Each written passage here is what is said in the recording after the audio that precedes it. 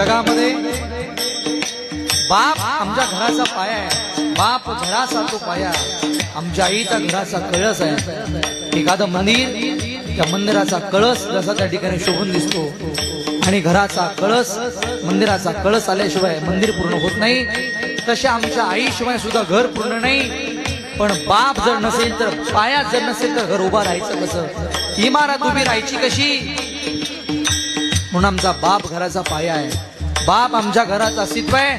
आमचा बाप कसा कसे ना, मला वाटतं माझं बोलणं माझ्या ताईला लवकर कळेल. ताई, आमचा बाप जर माहेरात जिवंत असेल आणि आमच्या दादाने आमच्या भावाने आम्हाला कितीही चांगली साडी घेऊ द्या, आमचा बापाच्या हातात आता सत्ता नसते, तरी सुद्धा आमचा बाप आमच्या ताईडीला सांगतो, ताईडे तुझ्या बापाच्या हातात सत्ता नाही आता, पण धर की 2-3 हजार रुपये तुला ठेव, एक चांगली साडी घे.